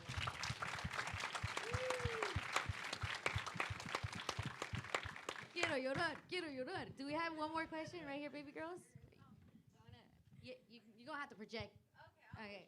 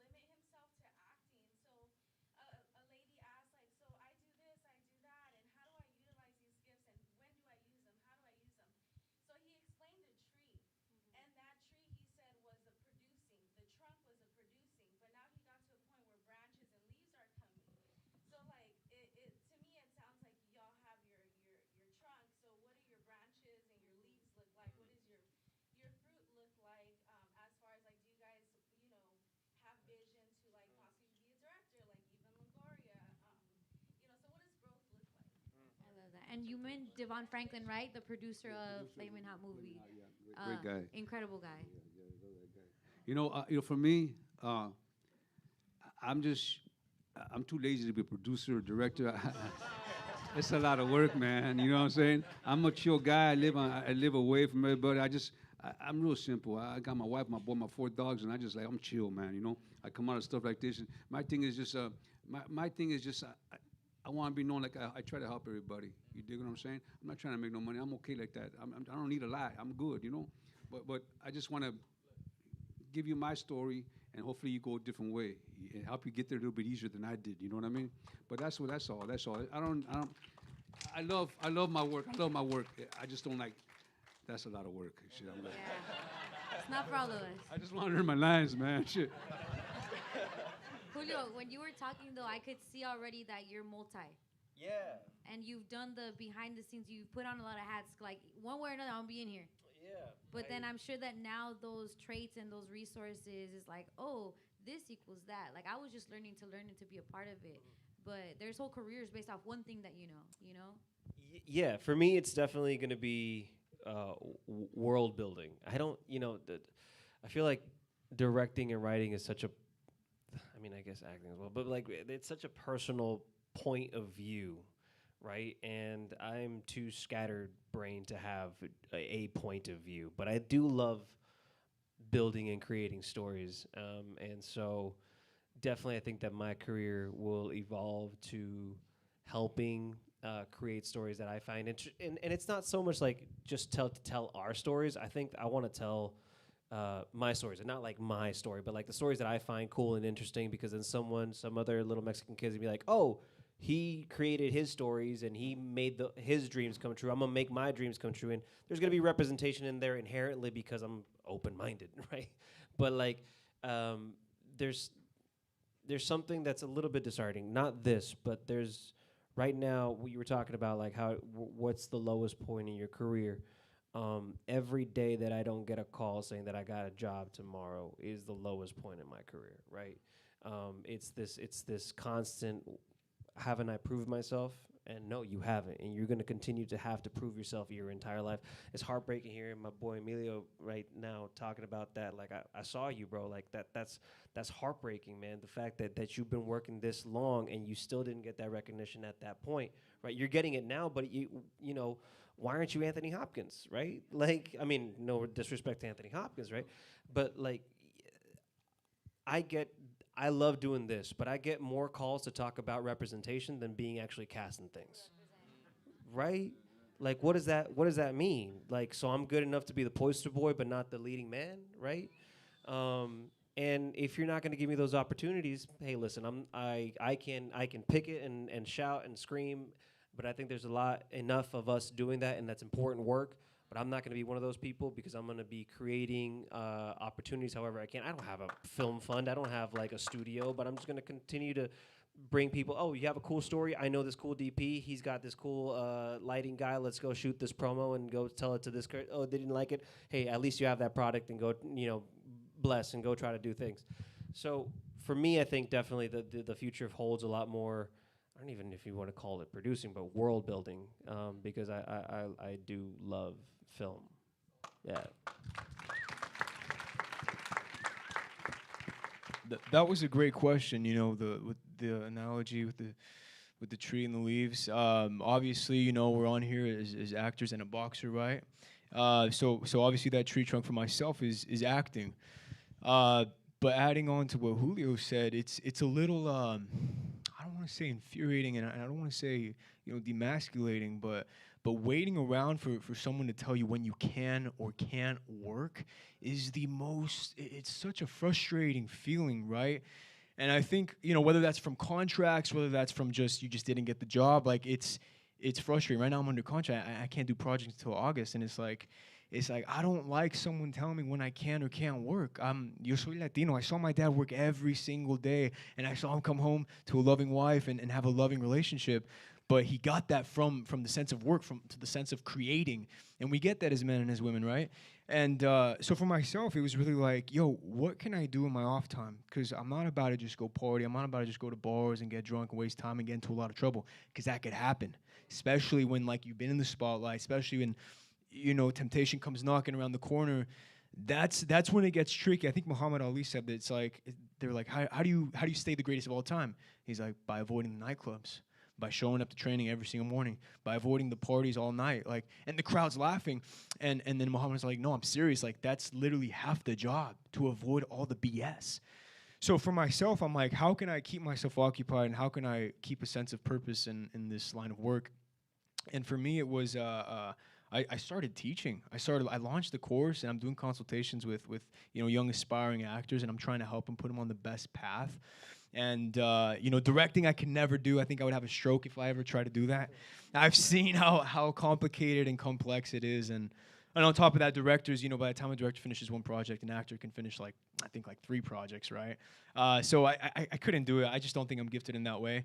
But writing, certainly writing. I think every actor should aspire to write and create their own projects. I think every actor needs to really sit down and analyze themselves and what they have and what they can bring to the table. And maybe I don't know if we can say this, but me and Julio are writing something together right now, writing a boxing film. And it's all coming from, we're not gonna wait around for the next person to give us the job. We talk about change, and the only way to make real change is to be the change. Be the change. You know what I'm saying? In 20 years, I don't want Latino kids, I don't want any kid of any race to be like, fuck, I'm waiting for the audition, I'm waiting for the casting. It's like, no, I want the next generation to be the shot callers. I want them to be the execs, the fucking studio execs and directors and all that. I want them to do that. And it all goes back to just show up for yourself, show up for that dream. Don't be selfish. Don't be afraid of revealing the secrets to everybody and helping others in the younger generation. Because, listen, life's short. Make the most out of it. Have fun and just be kind and courteous and spread love, and lay out the roadmap. Help people, why not? Yeah, you said it best.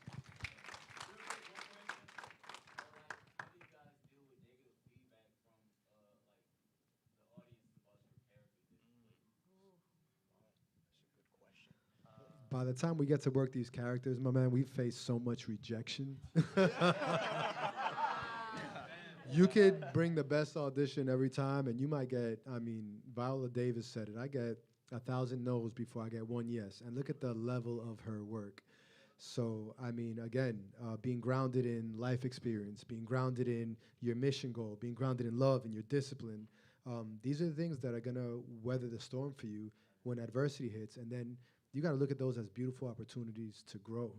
If we're not in this, acting isn't accounting. It's not a finite math that you get to an exact equation and a solution.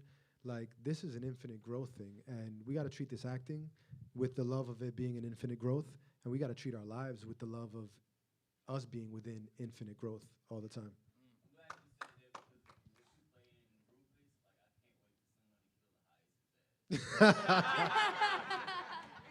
I hope it's me. Thank you for the question. I was just gonna say, 'cause I used to box. I ain't box professionally, but I know, like, it's one thing to mentally have to go through a hard time, but when you physically and mentally have to go through a hard time, that's a whole different monster to squabble with. So, y'all know squabble me fight. But what was your hardest moment? Well, again, I'm gonna have to mention. I said it since the beginning. It's the family that keeps me going, and specifically during a fight, it was actually fight of the year. There was 8 knockdowns in 5 rounds, and it was first time getting knocked down, and it's really scary, dude. It's like I didn't to be honest at that time in the first round I got dropped twice, and I didn't want it. I wanted to stop. I was like, Jesus, I don't know how I got up. But when I went to the corner, I was literally like, it's hard. It's scary. And again, I'm gonna have to mention him again. My brother, the family, that's kept me. You know, he's played a big role in my career. You know, he slapped me twice, and he said, "What are you doing? You know, we've been here so many times. You worked all your life for this, so get back in there and you know, give it your all." And yeah, there was 8 knockdowns in that fight. I dropped him 4 times. He dropped me 4 times.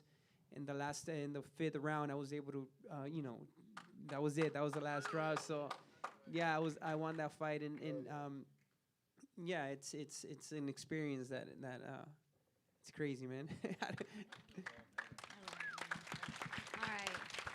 I think this is incredible, and I think that these men deserve an incredible round of applause. Big up Julio Macias, Jose Zepeda, Diego Tinoco, Anthony Bless, Emilio Rivera. And before we go, we gotta bring in. We got drinks. Raffle. A raffle. Yeah. Whoa! I'm down for either. Okay, and make some noise for Roberto. Yeah. Don't try to look. He's getting all shy. He doesn't want us to like. Hey, don't say I'm here, but he's here. No quería hablar. Letty, you rap. I want you to say a few words because this wouldn't exist without you. Before we get into the raffle, what is seeing this feel like, and what would you like to say to the people here? I think this panel has really just inspired me to keep moving, keep pushing, and to just keep doing for my culture to create opportunities, and for everyone else who's looking for an opportunity in the business. And yeah. Okay, what's this raffle? Sheesh.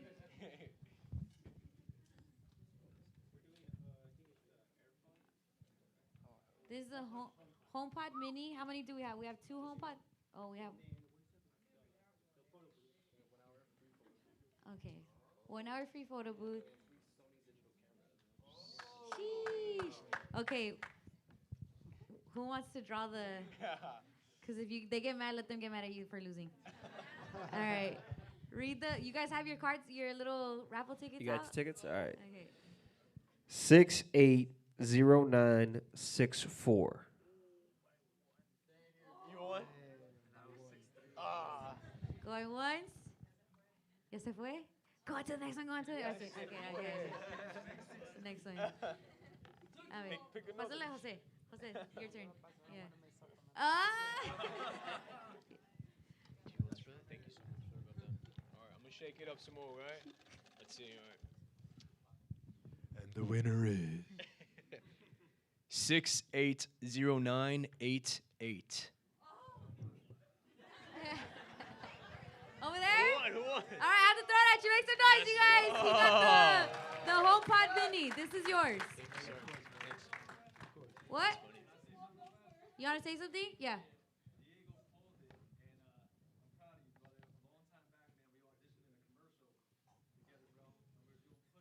Hell yeah.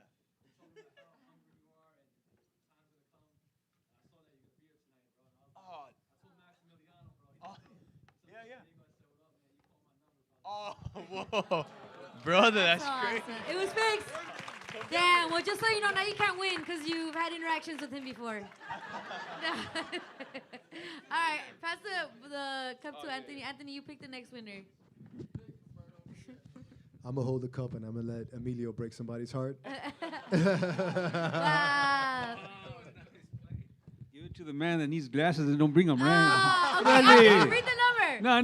I got it over here. It says 690950. 690950. Once. Twice. ¿Nadie? Sheesh. Otra. Otra. A ver. Pass it back. All right, Diego. Oh, yeah, Anthony. And the winner is 6809776. Who got it? Nobody? No suspense. Hey, if nobody gets it, I'm taking it. I can use it. All right, let's see. Yeah. I'm gonna shake it up some more. Let's see. It seems like you give the lucky numbers out, Diego. But if the next person knew you in a commercial, No, this one's gone. All right, 680953. That's me. No! Baby girl. Oh, we got to You win? got it? Oh. Yeah. Okay. Does anyone have that number? No. All right, Diego, keep going. Let's see. All right, let's try that again. Let's run that back. 680971. That was you? You said you never got a ticket. You didn't- Is that you? Yes, sir, Yeah. that's it. There we go. 6809. Yeah. All right, you guys, we're almost done. All right. Look, use this at your next party. 1 free hour of photo booth. I have a lot of parties and I have to get these photo booths. They're expensive. So you get to use it. I'm sure like you get your own little custom like graphic y todo. All right, 1 free hour of photo booth. And who's All gonna? right, last one, yeah? Yeah. Let's see, 680983. Like, I want that photo booth. No, it's a photo booth. What happened? Beggars can't be choosers, girl. Come on. Yeah. All right, now Sony camera, ZV-1. This is a good vlogging camera. Is it another one? Yeah, dámelo. All right, last one. 680948.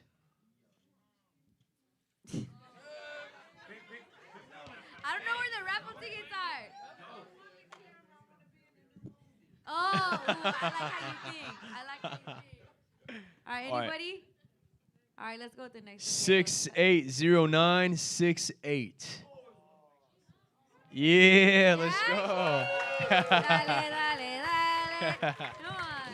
Hell yeah. That was fun, you guys. Thank you so much. Thank you to our panelists for coming through. Thank you for being here. Post, respond. Thank you, guys. Okay. Come on. Shout out to you guys. Woo. Come on. I'm going to start rapping. We can stay up here. You go.